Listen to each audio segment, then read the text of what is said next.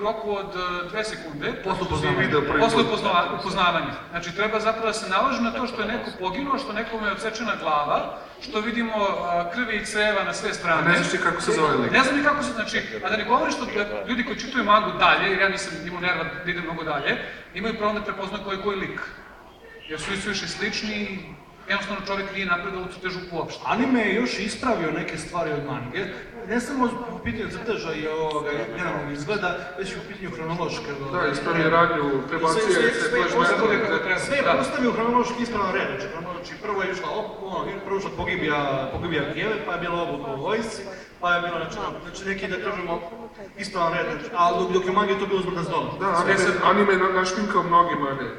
Ne, pazi, zapravo ono što sad najveći problem kod tih serijala jeste to što čovjek ne zna gdje da ide dalje. Izgubio se, zapetio se sam sa sobom i on neku priču koju je mogao da ispriča u nekom normalnom periodu u određenom broju mangi, on je pokušavao da raširi, da nešto uradi novo i tu se vidi da je on zabao, da je kreativno stao i da ne zna kako to da razriši.